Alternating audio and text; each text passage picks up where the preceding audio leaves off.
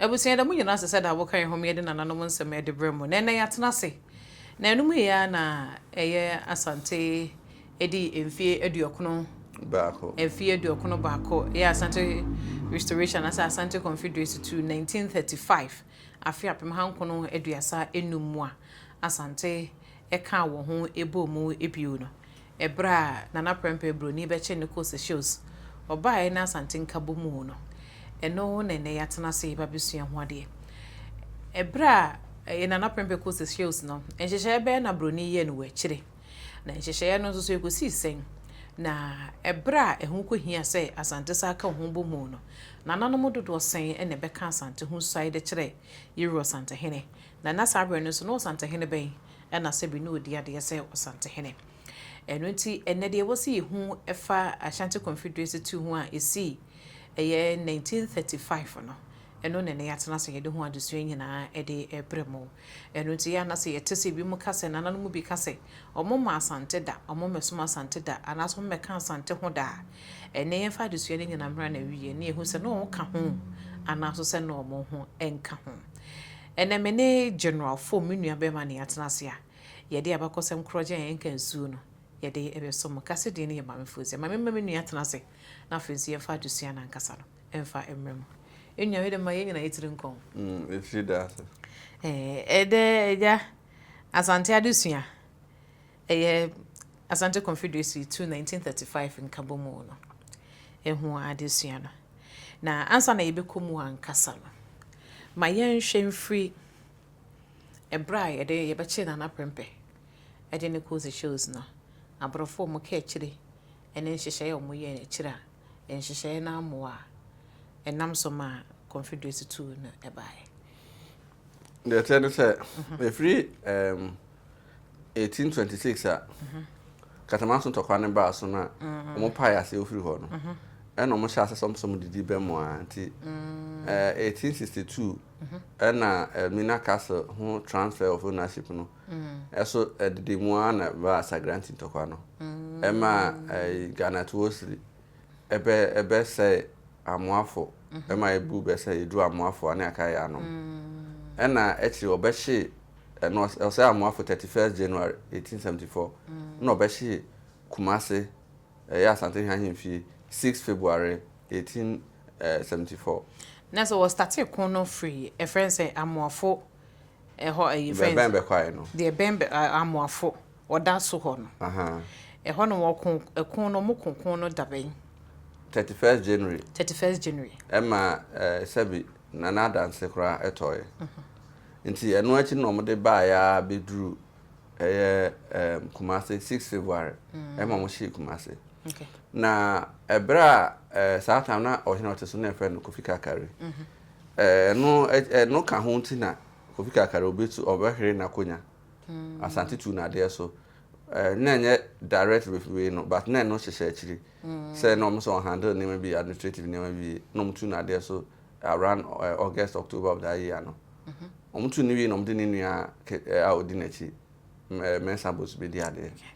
onso be di ade no ne ma ansere nyina ena onso so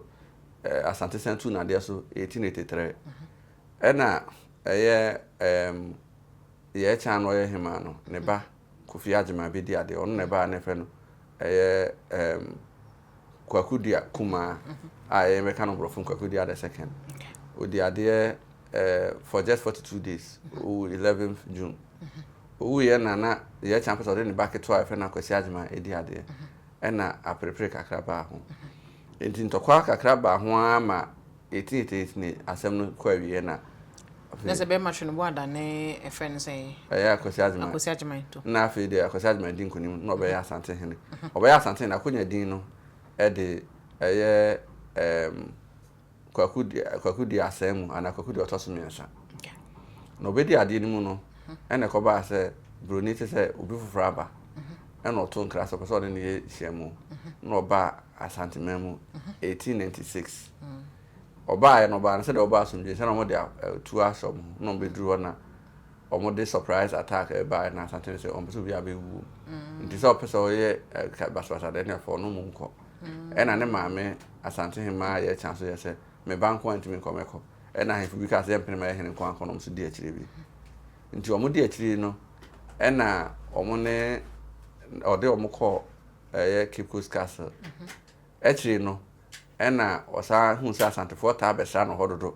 na ode ohene ene na ahemfo ka ne ho ɛkɔ Sierra Leone na was na asantefo san trapo no ɛkɔ ho na ɔse ne sare no bɛkɔ akyirikyiri na ɔde nto asokɔ Seychelles nti ɔde nkɔ Seychelles no na Broni appointe nkrofo bi so mo hwɛ akyiri ma no na ohwɛ Kwame Tua na nyɛ ɔno nkwa yɛ nkrofo bi a no mo so ta Asantehene a mo ka ho bi no mo ne abrofo yɛ conspirators sɛ mo yɛ saa ne ma no no mo yɛ ho is a Kwame Tua na yɛ tate ne din pa Kwame Tua ba nipa ba ko nso gyi din bɔ ne pa yɛ Kwasi Sani Agya amanfo gidi sɛ ɔno kra ne din ka ho nti na efrɛ Nigeria capital na Abuja ɔno ɛso yɛ attempt sɛ na akɔpɔ sɛ sikadwa ne ho mpopowa bi ɛma asɛm no ɛti ne Asantehene bi anya announcement bi nanso bi ayɛ tuntum ne kɔkɔ nko a ɔmo te sikadwa ne ho akɔka no nti ɛnam sa nti Broni hu sɛ wanhwɛ ɛbɛtumi ɔmo te saa asɛm ne kɛkɛ no asɛm no te sikadwa ho akɛkɛ obi efrɛ tuntum tie ma Broni yam hye no sɛ bi ana revolt bi besi ɛma ɛnam sa nti no Broni even though na ɔyɛ na adwene sɛ ɔsupport nsɛm hu na ɛti Asante no ɔma nipa no kɔ exile ɔmo hyɛ da paase mrade no kɔ exile ɛde no kɔ hyɛ exile ɛwɔ Nigeria enti 1958 ɛna Kwame Nkrumah ban ɛhyɛ da ɛde adesɛde bɛto Asantehene nim ma Asantehene pene so ɛma Asantehene council hyia tena so ɛpene so ansa kra na Kwame Nkrumah na wɔsɔ mo san kɔ paase mrade repeal mra no a ɛho fonyini no mede ma de ama tie for no mahu na no ye repeal of Asante genten exile ansa na etimi ama na ba seneja ama na ba be wo Asantehene mu ha na Broni hu sɛ de na ba sa na Broni no so ani de so di sikadwa no ho nam santi no mampon hema bra na Broni hene ba ware sabre no wo ye sikadwa no so nseso a edua de koma omo to show sɛ ye no mo ntemugo nti 1924 na Broni ye sɛ o sɛ san de nana prempe esan ba bi nti ye de ne baaye no na 1926 omo ma ne nye Asantehene bi nti omo di adese kuma Asantehene sabre no ho na o sha de ono an din ewe di ade a na efen prempe nti kwaku di otoso miensa no ono an de kwaku di a odi kan prempe odi kan na so kwaku di otoso mienu no otoso mienu na ewu 42 days no na kwaku di otoso miensa no ono an sa prempe odi kan ono an ofri Seychelles bag no obefa prempe a odi kan ayi so do ono an din e de be de na mampon hema o sebi oma won esene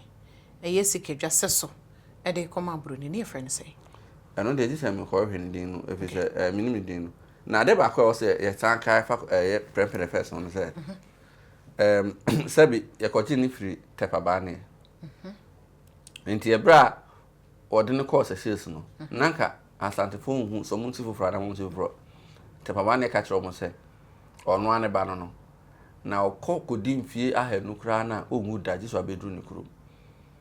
ɛno ti na ɔkɔ ofiri Asantehene mu 1896 eba 1924 mfie dunu ngotwe 28 years Asantefo Asantehene ɛwɔ na chi kɔpem so san akɔba betena na konya so ezanze na de wo no ne so beba okay ɛnti ubeka sɛ de ɛyɛ sikadwa seso a mampon hema ɛsene de kɔma Broni no ɛna nam so ya na ebi mu ka sɛ sikadwa abrofo ne fa yɛ nana sɛ yɛmfa sɛ de ɔmo ka ne yampa abrofo no mfie minu twa mu no agudi a omunya no Asante mu no ɔmo de bae Asante ade bia ne ho asombo Asantehene mu ɛkyɛn sikadwa ne sombo kora kyɛn Asantehene so the Asantehene sikadwa ne kyɛn kɛkɛ senka abrofo no nya sikadwa odwen senka museum ɔmo kyerɛ me museum a no nko a sikadwa ne nko a nkom bɛyɛ dodo because niema a wo sikadwa ne ho to sɛ afena ne niema munya wo sikadwa ne ho no kora ɔmo de ayi museum na wo tamfo anya wade a somobo e wo bia sina no de ono mi no aka bo mu ye ho conspiracy de asi anase de ensida sisikadwa no ekodi abrofo ho a I'm telling you say enka bare some de aka mo crown no British crown no enka aka ho da enka ma bie museum a special for sisikadwa no kwa na akɔhwɛ no atueska enya no kreda sisikadwa no kodi abrofo ho no enti me hwɛ ebra na prempe omo ekɔ Seychelles no Sai na broni ni so tutu ne nema wo hana na broni ben na ye governor ewo Asante. Inya governor bibiri na de otwa to pa ma Asante Samba restoration Arnold Hodgson. Na de broni ye say we yi ahemfo bi ebi okra no nya ade hye so bu ni nkronkro bi so mo o de nkro bi ko che nkro bi ase a eno so na nya mamre bi ni say o de suminya ko hye be kwa ase ena nkro na no mo sabre de na broni fra Western Ashanti no mo me kumase no bebrebe na no nkro America no me ka nkro wo German nkura wo Tanosubi nkura wo Ahafo me kata no subi a nkura na wo beyond 30 man no a enka nkura da ho no te se branan mu ne nchira mu ne Tanoboase ne Tanoso mu sa nkura na from Tanosubi ene subi so number 1 and 2 mu nyina no o mo from Tanosubi asu akese mi no yo Tano ne osubi ho nti no mo ekakuma strategic cancer ho na hafu nyina ekakuma traditional council afọ ahemfo no na bebre na oheneba hiahene oheneba hiahene ana bantama hene na ebi muso aka o kumase ahemfo bi ase ti se nkawe mu nyina ase ahafo de no ahafo nkro no na se bebre no ku no ana jama nkro no so saa so na bebre na so ewo kumase mu na de broni ye ne se o grupu nkro no geographically and we ahemfo ni mu class prefect o hwe so na friend head chief yes nti wo hwe jama mpatam ho na wo yi dom ha wo hwe nkro na wo Tanosubi no ene ne nchen ho na wo yi tachima wo hwe nkro na wo ahafo na ewo bebi asese fro asunafo na asutifi na wo yi kukum ena hwe nkro na wo Tano ewo bebi afi friend Tano no offense out na ena ho so yi beche mu ni dua nkwantam so mo hwe ho ma no okay enti de no ye dinto ye sante no pese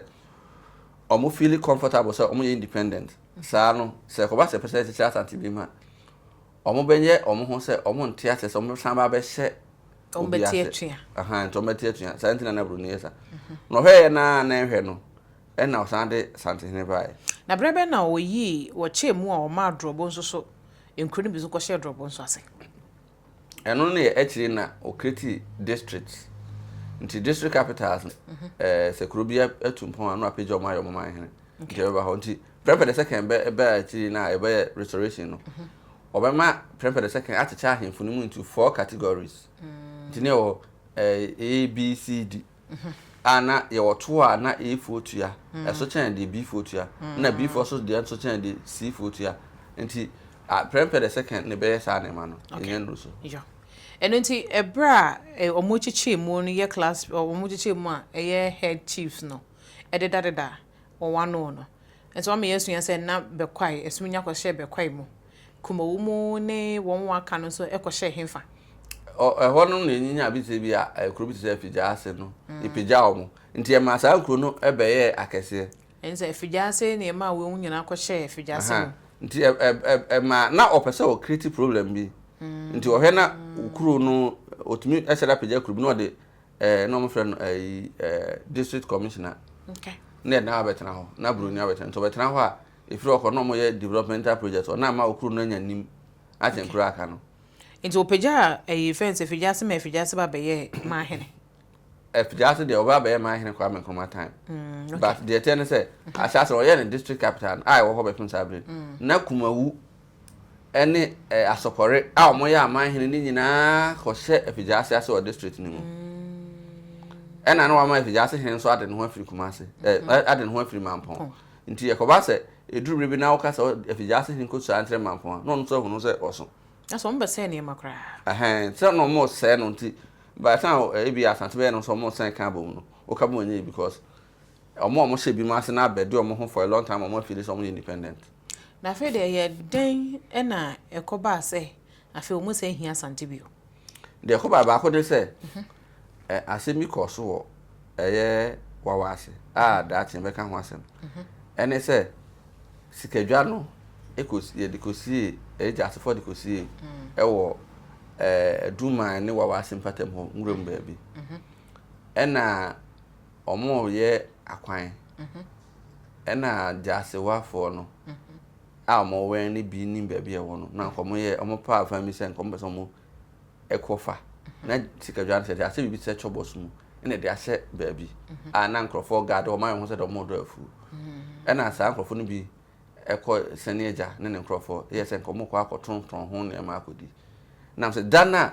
Asante 40 se sa asem no amanfo akobi sikadwan na so ama omo so mo ye bibi sha no Asante nyina aye tum ni kokọ ma broni yam hye no tie ma ne hu se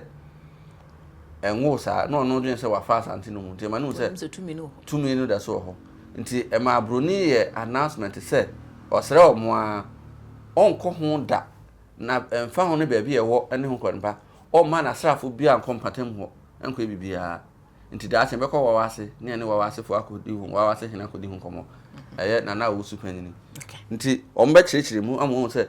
ema babia ema bruniyam hye no enu ti na omo pass emra edi ne koeza because na ka Asantehene na ka sa edi ne koeza na ka obu ya otan Asantehene zenka ne nkombe so woto no bo omo se omo ahwe ya revolt be sini nya agro enu ti no omo se na oho ana Asantefo prefer bi because oho no ma ne nyi de ya na bruni rane administrative na o no so ane do mo show masen so mo so mia o se mia no ne ebi mo so person che se wo ni mo rara because ye na nan mo me so mo hwe so no nti bro ni hu se o so Sunday mo di akonya na nkasa samba na mo ko ne mo nyina na samba ebi ne se Asantehene ye cha want me asamba na ejuso onye hima ejuso bisi Asantehene ye asantoa on so want me amba nti ahemfu wi antimi amba ne ma ahemfu no mbae no em se ba ko te se kokofu hine esere kwan free Asantehene so san ko nti ono so san ko na chi obae no oza ko se shield bi e ho tena koye ne de ho tena koye ne nti omobae no na broni sesese no onya Asantehene bi onye kuma se hine na ho no na ahemfu ne bi eso ji ni tumu o makon mo se oda so ye wonwura nti omo sha se omo sa ate na ketenkete wo suma se ene duru bra bi no broni hu se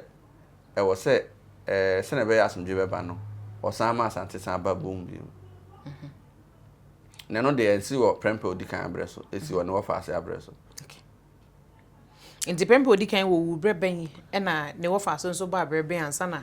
the restoration nso ba nka bo 1931 na owu ye no e na ne wo fa ase na efen Edward owu su prempe ebedi ade no na ne fie din de ose kwame chiritwie wo no 1892 na obeye hene no sabre na mu na Asantefo akuakuo sha ase de franka ehun sabre no eye akoko srade tuntum ene ahamono no sha ase de dwuma nti sabre no na flag na ehun sisi ya no sha ase in 1931 nti 1935 nto no ba na ne din a odi bi dia odi no ofedi ne dia de prempe the second no fa de ajama prempe no ade ono an so ne din osai na eyi ne din no edi anu na osai ajama prempe otoso ni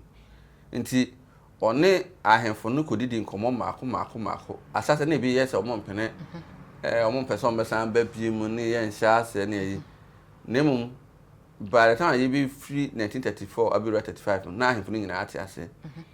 nti sabre no na Asante nyina no meka Asante a Ahafo region, Asante region, Bono region and a Bono East region saa for no nyina na fe na Asante no mu nyina ate ase na ahemfo amahene wo ho no aduonum 25 and no mu nyina ate ase se omuru asane Asantehene to me abiso a kire no nti yawada 31st January 1935 no amahene mu 23 enu sai na ade chenye no 1st February na efiada amahene mi no nti ye wo ahemfo bebre amoka amahene no sai se wanu sa amamre kwan so amahene bi sai a na pina amafo no bi ebe sai edi nanimu ansa eno na odi ni nyina akabuma yenya be oha ene eduotwe nti ene doma omo kasa sabre na yebu afero to suminu na na doma ahene osai bi enzo kan nyamba ma ye wo ha eduotwe en9 ahemfo so a kire ahemfo mu sai de kire Asantehene na oha di Say na Ajaman Prempe. Enyo mu nyina na ya aman hene. Na ebi mu apinama. Okay. And said a say amani mu entity no. So ohene be soya na penman be soya na him na trankonya be soya di nanim. Ansa na ohene no aba be soya. Na so won nyina na ka bo mu a o nyina eye wo ha ene edo wotwe ena na. Yes. Okay. Enti me hwe na nanom a won ebi soya saada no. Enam yenu a omode soya e de kire wo Asantehene. Oh, manson kwanta esaye. Mampon saye. Jabin saye. Kokovu saye. Nkranza saye. Adansi saye. Okay. Bekwai saye. Esminja saye. On say nkroni bi ohon ma ho. Say na ebi aba ya man nti kanen ye ka ahinkro. Nti ahinkro de so no ye Kumase. Nti ye de omu nyina funtu fry Kumase ne Asantehene nyina ni so aye kire no. Nti quite of us otumi no mu nyina kasa ma mote ase so mbaba abesa abehye Asantehene mu biem no. Enu nti na efiri okọ no onya aboni otumfo. Asantehene otiso sesi no. Ene Asantehene otoso nyensa odi otumfo no. Na din Edin na otumfo se oseye Ajaman Prempe. Awotoso mi oni ye ma ne dan so ntia enam so ma Asantehene nya asabudi no. Se watimi atetere Asante fufuro biem wanfa ko. Otumi de nano ene omo kasa mo be san ba biem. Eno nti na efe no otumfo. Into won chekere ye no. Na se nza na kanenya na atebu wa ha. Na mu second Asante Confederacy ne de won nyina ama. Kuma won nyina ba be kan ho bi. Ye ka Asante a nkura wo Bono East ahafo ene Ashanti region ya na ka bom ya Asante. Okay. Nza kanebe be fe ye Western Ashanti. Ti o mamitro ade. Ti kire me. Oko the farthest part of Asante mema. Ewo eastern side na. Eno ne yeji. Yeji hene. Pim ya kagrese otoso 9. 1995 ena Asantehene otumfo opoku the second. Eye ne man hene. Opa sisi a sorry free asa woko yeji ahu. By 1 hour time no adru mampon. Another 1 hour time no adru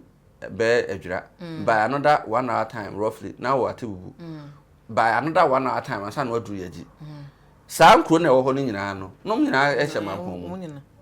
Asase no nyina hye mampon asa na atiri ye be ebi mama hene. Nti o ka so nka ho amenti ase. Nti ye de na basa ene kejeji ene omu nyina de is your friend sene ene prime mu nyina no omu kana aka Asante ho. Se o pesa o ka western side na sampa e wo border na no ho. O hwe eye krobiti se Adamsu amamre fro kwantwoma. Omu nyina no Asantefo eba ne se na nkru na wo ho asa na oduru ho no se omu nka ho. O pesa o ka north na ye okru bi ti se banda ahinkru tan so se kwa se o ko ba so mu nyina aka Asante ho a eba ne se na nkru na wani mu ha te se bi a 30 man ene ebia tanoboas o maka so mu kan Asante ho wanchi hene 1953 invite Asantehene for the second so mra Queen Elizabeth II coronation I went to me ankon wanchi ne kosi na nine se no kan Asante ho eba se no kosi na nine just about 7-8 years ago na wanchi man hene professor no ba Asante yeah no ba Asante man me kai pa no ba Asante man ena buzia ya no mo kan dan kwa buzia do tradition ya mo tantan bi ya se buzia represent Asante the age of represent Asante ana se o ya Asante ni ofiri wanchi nti se na obiti wanchi no be so ka se onya Asante ni a onim de wo ka nti kro na wo ho ni nyina no e ma hene free ha as late as not far back as 1985 1986 brana PNDC aban also na that time J also champion chobe majority leader Rolling time no na regional minister na ministry governor friend secretary or regional secretary for Brana Half region o person na Asantehene pija him for Brana Half region no enkro bobo di no se nsoko mu nyina aka ho ne o person mo se so mo nka ho nsoko o mu nyina aka ho kwantwoma eka ho ntomase 1 and 2 omo nyina aka ho sunyane omo ka ho sunyane hene no ye konti hene ewe wadumase wadumase hene no ye batma hene apenima nti ye ba na sunyane ka so omo nya Asantefo bo ahen kokko ofiri abakom ne koye nti nkro na ewo bono Asante region no omo ya Asantefo na ya obi pese o kire se be ye bono fo oba Asante region ha benye one tribe bewo sechere bewo atwema Asante achem amanse adanse ene ho kon banyina in fact half no 1/3 wa Asante region e sha se free fancy nti half one north half no south west half no south east and sana we nyanya 6 district wa half region nti wo nyina aka bo na ya Asante nti obi free Kumasi a onya Asante ni nchen obi ofiri Banda Ahinkuro ye nyina ya Asantefo pe because Banda Ahene no e wo post wa Asantehene ahemfi ba me na amje se me free Kumasi me ni post bia okroma enti me ni no hwan timi ka Asantehene on direct ai Banda Ahene no fi enti na no me ni no hwan ya Asantehene do fi no wan enti ndi enti na ma bi mo dwen se bi mo nya Asantefo enti Asante no nye se omo Kumasi ana mo Asante region kwa da bi brosa rara ko mu rara ba di ko mai mu nyina new jaben in fact o hwe omo free eye agona nya akroma omo free dwaben any continent nti omo nyina ya Asante esi akwa it was only in 1920s when a governor making proclamation ma esi akwa ejaiba awuntumi ma Asante bi esi akwa so nkom kan omo nuamu na obare kese na mamponfo no so omo so kwotana achem no na mamponfo ya bi na ewo friends kwawu no okay Injanya say so wo hwa Asante ayi ne se de geographically esitie ne de ya untimi nka se won wo Kumasi nkwa na ya Asante esansa Asante etra de kwakopemo esansa se wo hwa German ko no mu eche na bontugu nyina ha eka ho ndi se de bibi mu nyina ka ho de ebede na ya nso efa de bibi ebede na suma ene drobo ne do manso aka se won ka ho na se omo man hene no ho ana de mom Euro Asantehene enti se won ka ho ka no tumi yo man hene ena se nanka wo mpe wo masema ena se nkopa nkobe ye nkuru na wo Kumasi nche ha na man hene nanka mo masomo mo nanso no mpe ne sa obeso bia mu yeduru obeso bia mu yeduru nti no peja omo no na se wo hwe efiri bra eye nkuranza man hene ebi so atire ewura wo hwe se de osi nam eye program na wo se ni mu ayedu uhukwa no wani anje keke ni mu ayedu anka aha enti ya no emanuma se de wasi mu asi ayedu no me ye sure say bi kra amahiri bi wa Asante mema omunyanya sa type of post no because on na ya Asantehene ba because Asantehene ba nyina no ono kwa ne man hene Asantehene ba e wo nyina no ono kwa na man hene dem omo maka ne nyina ya apempomfo wo Kumasi enti ono kwa ne man hene a o ya Asantehene ba tine dibra no so ono ma na ntira no kon ho ohemba nkranza ya chia ho enti wo hwe said ya bi mu person mo ka se enti Asante restoration no wo nyina bisaye ena ma Asante ye kakra na politicians no ena ashada ye sa ne man ena asha sa abire nko kwa me kroma time e ko so pa ena sa me cheke hwe Akufo-Addo abreso ko so ena sa abire su ase ene na mu kakra kakra but enti se de nam si hu na Akufo-Addo abreso no okay de chere se Asantehene eni timi sekire ne se e ka chere politicians se wo hye boso be yewe wo anye o kesi o mani ya na hye o mani wo nto mo be nya na nka mo abra hini ase because ya ka na ye ko rally ye ko nyina ase ho na politicians aka sa ase so for preach bi sa question ba Asantehene ne ahemfo aka no e na wo kwan so mutum bi sa o politicians se wo ba o hye bose ma himfie nim ha kwan no be ye ya to aba ma mfie na ni onye kwan na de ntia okay and then there's a to me no eno na amanyofo no empe aha nti no mo hye ahemfo ni bi mu se to me ne kofom de a na de yepe bia ne de be ya ahemfo okay enti me nhwe won se eye nana otumfo wo say agema prempo to so mienu na abra so na Asante nkabo mu ebaaye Asante gina ne na so bepem sa abre ya Asante ko so a wo ye ne wo trete na akwa na me nhwe na abra so nso na Ghana so sanya efa hodie ma sebi na nhihye ye pa wodi gu akwa mu ne ma Asante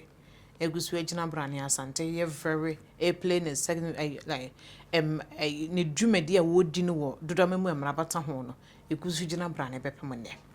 edin na otumfo say agyemen prempo to so mienu eye ma ne dance a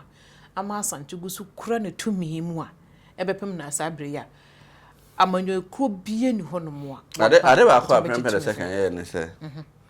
kwakumanu abreso no de ho hya ense mu pa almost major ahini bia de ho ko shemu atumi bo kwa hene ofuriata the second otu ni firi so 1958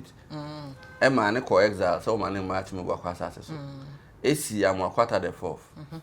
nti tu kwakumanu ansa na restore ofuriata the second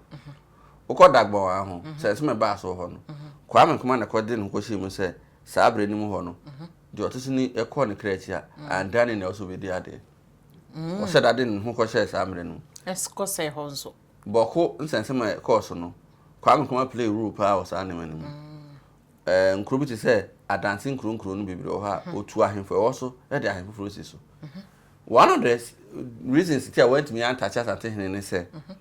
Ghana ohini bi e do transfer broni time no o ye hye bi say do transfer this e broni e ma o krata bi di adanse say waju atum so ye ohene nti se broni fe so o ma ohini ye basa no atro krata basa say si wonyu ntum so ye ohene bi nti omo si foforo nya sa o no aba be si foforo amomo era ne friend gazette na Asantehene ono ne ohene ye gazette no nti na ahemfo aka na oya no a withdraw gazette no da come obi foforo na so ayi pakro ne hene and the sabre na eye na prempe ko se shows no no be dia ono be hwe o man so no and what this gazette ne enhyehyeye ne bae no or the can the bag good cause say na good cause e almost na sidada nti no the aba hodada no ba Asantehene no after almost signed the 1844 bond to ba this gazette ne de ba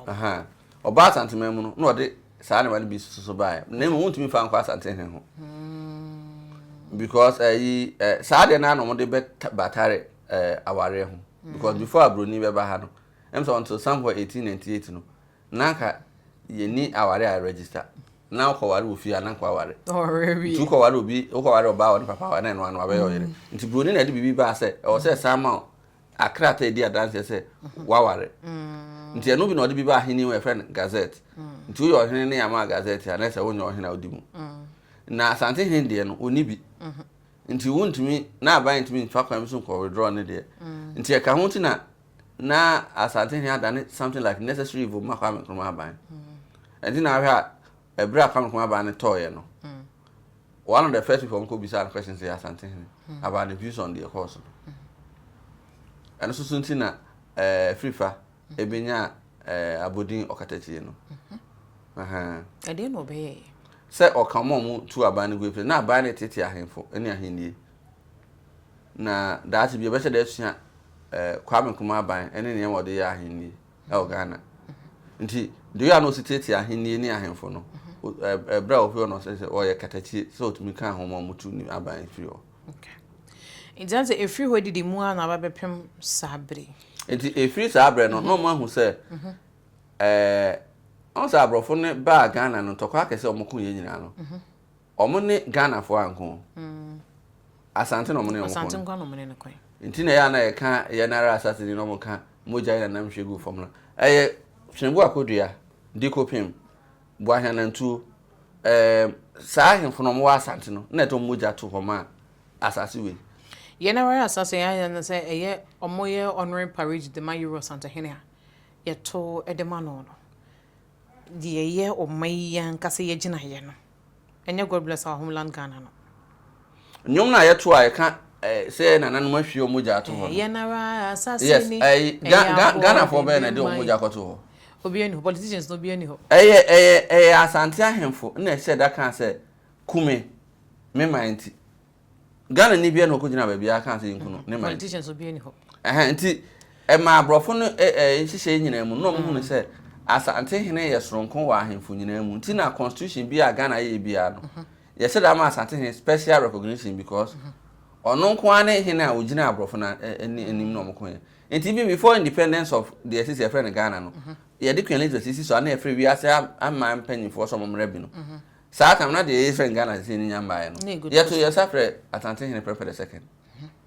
ebra Colonial ba Ghana ha 1961 na no pese ohia obi no apart from so share president Nkrumah no nipa o san said that call the names of so share no Asantehene na video ni I hear video no ka say chief who is chief I thought that one kind chief of chiefs because no kwane ohene yes no kwane ohene no mo recognize no ha eno ntina Chieftaincy Act in about 1971 and the old 1992 constitution recent one about 2018 I said about Asantehene because no kwane ohene one abrofugina okay it is a share na no say agema impempo to so me no na niema ho draw wo be ye no eno kan ho bi no ye the creation of National House of Chiefs ne ba ya na National House of Chiefs no na Kwame Nkrumah original House of Chiefs na regional House of Chiefs no be to say compensation for federal system na ye pa ye nya no na ye my regional assemblies in regional House of Chiefs and actually ahemfo nan Techima Ndoma Kukuomu and bichim say person make so asum Asantehene na Kwame Nkrumah politics are not there so many do yan kwanta ka ho na bia na politics or the rural ahinsemu no no said I say we be creative region for mere administrative purpose no said yes I dey free okona ahemfo we share say so multitude but I have a foreign sound by na jama for no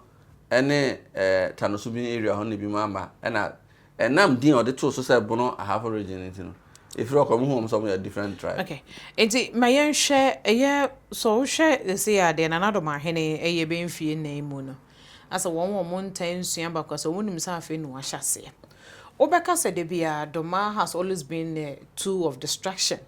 at the say the chieftaincy institution as so hwe ne wofa agema bedu a odi kan no a Dr. Kwame Nkrumah de ne ye adwuma pa ele nam so mabo no champion association no wote no a a friend say enam wo mo nso so ma Asantehene efree National House of Chiefs the attorney say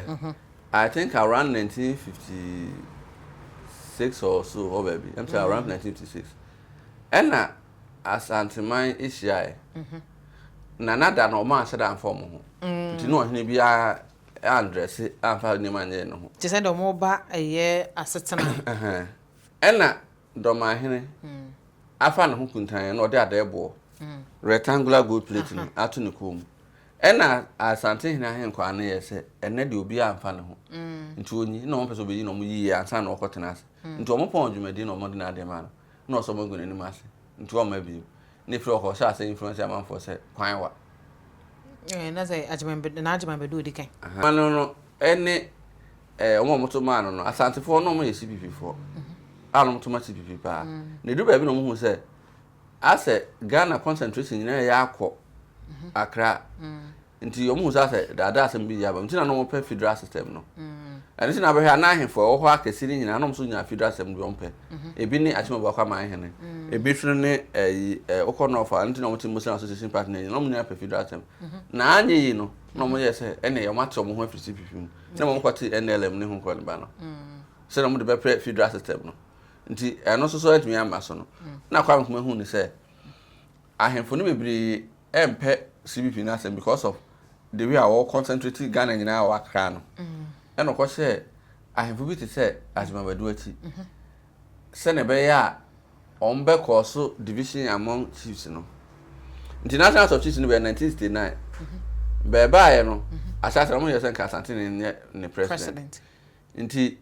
the way almost yes on the president, nay, the rule for Asantehene. Indeed, Asantehene Prophet the second, according to 1917.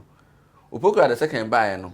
Obey Kumasi Mahene, Asantehene, president of Asante Regional House, any president of National House of Chiefs. Sa Kopim 1978. And as agitations now been never Asantehene. And Ajima Bedu Musa sorry bio. And Ajima Bedu a president for 4 years.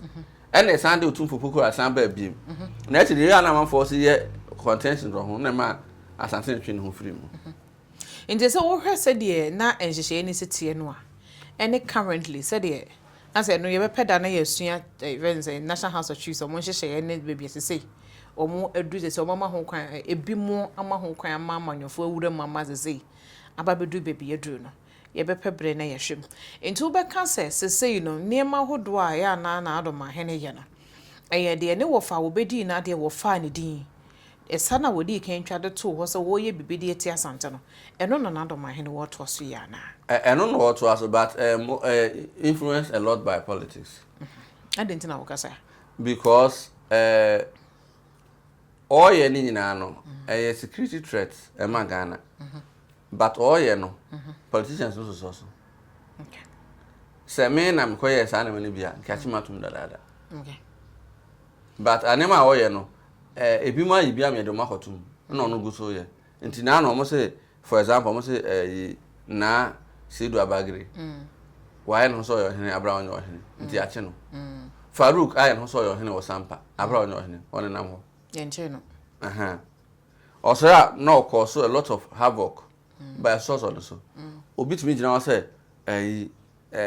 say court case ma woni so. Oya judge nso ya promote no. Nti oji say another judge na ko kan asem na ka be nya promotion.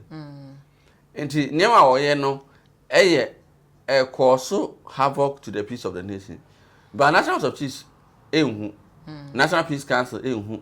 National Security for ehun. because we dey Asante ntina Say there be omoni efra omaso nsi omuhu asem si wi a ho no be hu say nema bi si yakoso na fa ma yo hypocrisy no ma hu say omba be solve problem say bi no mo hwe ma atachi ma hene me bi atwam 2011 wo yes saa wo tiobodom confirm say yewura kasae afina na isa time minister of defense no mu na ba aha this be no moku na hye ne kra wi ai nti Ghana ha nem say oh yeah name na ye politicians nefa police for hu national security hu military intelligence omonte omonhu confirm say the BCS see we happen na be solve na eyese wo hene a wote akonwa so wonnim tumi a okura wo na da ne da wo ma wo ho kwan e ma manyofo de wo yese kan do say dua na man ho kwan ma ho nam no so nka wo hene de nka wo so wo kasa mu yedu say so wada no ho social media influencer o kasoma na enkura be discuss na ni age and bi mo fe ebi an say Asantehene frank ano mo hu ye na ye mo fe no na mo amaka nyina mo yi bia mo kura de mo ye be imprensa na mo hu se mo de na nyina afi de o san ba be cassette ya Asia Media nti de me hu ni say as a politicians is so because a benefit wo mo benefit wo mo say Ghana have a confusion CBA no politicians are responsive and only accountable to citizens no o ma nya hwe okra kan hwe nti okwe sumamo ne ho na ohwemfu tro nam ho na e di adanse ese ehu se no mo kasa mo eye won kwan na me yenhwe yemfa yenkomo no mmra na wie ye no se eya na won eye sei no a eya na won wrefi ho se me asa na najima bedu eya won wo ye nema bi se ya ne wrefi no ho se Asante nti na aheni wo ho ana eya na etoda obi tan obi aho no mo nyina adwuna twene so ba ko gina ha na ba ko gina ha ne se ohwiri na ba ko no nam so no so free na be ma ba ko na to amene ba ni refi se ono so ka ha ono so be to amene Ghana pe won pe aheni ai wa kanfo mitimi ka kasafo awro akanfo aheni nyina no ene Asante Asante aheni eni ba agu at na aheni ni ba forma ka Ghana kasako bia if say Ghana doa ka doa ni na ya Asante ntia kete no ya Asante ntia kintia di free na ya Asante ntia yetimi nama yetimi boy ye Ghana din namte no ya Asante ntia nti se obi ye no ho se wo ya kan ni na so yo ho so be bra Asante asa o bra na asema nyina Asante ani mko ase kan fo nyina ye ni kura kan fo amamre nu ene ze Asante so anim gu ase so e ka Ghana nyina ai ka Ghana so ka so wo se Asante na so wo ka Asante ho asema Asante nse ya na so wo so ya okani a wo so ti akonya so na no wo de maya okọ Ethiopia bi sa so ka Ghana kasa nya Asante kasa no kan so se nko no Asante ni enti ade bo ho ahu ye wo ha se ya na ase da ye ho se de ye pese be jatum o pe o mpe o sa na ba sa no hu fa so e wo so sa na ba be okay ye be da se pa enu nti no na jese de ye ka de ye twato a wo di eja ye kwan no ene sei Asante enkamu ni ba 1935 na ba ye no obi a wo disease ye fe no ahafo Asante bono ene bono yiti no ye nyina ye nipa ba ko ye nyina ye Asante fo Asante no ye wo ye nkrabata hodo bebebe nti omo wo bono region na ye omo se ye mu omo a ye ni saa de no we mu Yabi. ena said omo si wo ho a mo hu omo se omo obono no oba Asanteme mu ha yo divisions wa ha nemu ya seda ene ya seda abu ye ne agusu ene ka bom nti ye okwa abere ye osechire ne ho ne ma hodo nyina wa ha wo nyina zo ka ho bie ene nti said omo nyina sechire ne kwa abere ne Asante achem ne adanse ne amanse mu nyina ka ho saa na de mo frɛ ne bono no ene ahafo ene tanoso bi no ne jama mu nyina mo ka ho bi ene ya Asante nti omo mra ye twen omo ye nuano okay enkoma ye die nananom a sabi omo beside che yero Asantehene ewo afia pema hankono aduasa enumu no ye de wo nyina edi no ebeko so se de be adesua mu no engwankwa ye se ye bo yesire mu na sabi ye de ka asem no eno nti enne ha ne ye de ye nkomo ne adesua yesua e de fa Asante ye Confederacy 2 a ye form in 1935 na was say agyeman prempo to so emienu Asante me friend Nana Kwame Chiritwie na abreso Asantehene osei agyeman prempo to so me na abreso nso e na Ghana nya afa hodie ne ne ma hodo odi gu akwan mu no eno ne nam so ma Asante akoso agina bra na abepem sa bre ya yoro Asantehene opem so se to so me no na abre mu nso ne maye to so me no mu nso wa ba betu mu nkyene ama sabi agi wiase nyina ma ahenie mu ahenie no aya akono ma afi nso empempem sabi omo bonkonten akwakohwe yiro Asantehene ahenie a wanfa wo ho no bia sabi ye hu ahenie a pese yete wonka sabi obo ne din keke sabi ni obi ehu esanse mpanyi se ye mo ne din keke ye bo ne din e de kasam eno nti hunu sesa wo tan yiro Asantehene a manenka wutirim na sabi ne bedi nto okra no enya de ketwa ti sa wo tan no a sabi eye no me kese ene de mawo na enkokoba mpo se wo bo ne din e de aka asem waso wono de odi akon no osa ne hu baabi odum ne hu baabi adan odum frete ne odam frete ene frede frete na kire se yiro Asante huni de sunsun a won na wo ho e de to sabi owu e paso sa enti wono ye ni kun eni nkunim e kun ansa na o megina mu so o medi kun no na odi kun na wie na general empempi no ansa de enkomo ne bonse empempi ya na bi mu hu se yiro Asantehene yense mu sa na ndo ma hene emfitiase wo hyase no me catch madam for bi me cosmate bi of oy do mani oye oba me ha no say ade na do ma hene ye no nkunim die na do ma hene kon de amapono na kwasa na do ma hene nkom mapono ye ka won ye ka de odobo no na ye ka de bono da na koma so yiro Asantehene na obehu di ntia na do ma hene wo kon de ama no hone mo nkom fa mapono na nsia me ho no frame wo say asema wo kan ye die asa wo hye ho bo na mse da bi yenim de yesom no yenim de tu me ne ye ne de ana yenim de sabi de wo ye bi etwamu e de akọ na se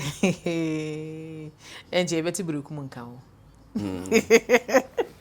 o twede mbo nyankopon ya adoma ye be hia na ye de nkomo foforo ne adesua foforo de because ha de e ya adesua nko anti subscribe to Alandu Media YouTube Asante my blog Facebook na TikTok na ye hia na ye fa Asante sam ne nananom nsam ne adesua kroje enkensu nka ja no ye mfa me sommo medin e ma me fuzi kasa Asante de e yo my prokopa usano a sabi edwa wa adwena ba kwa kutwa na me ya do e be hia makram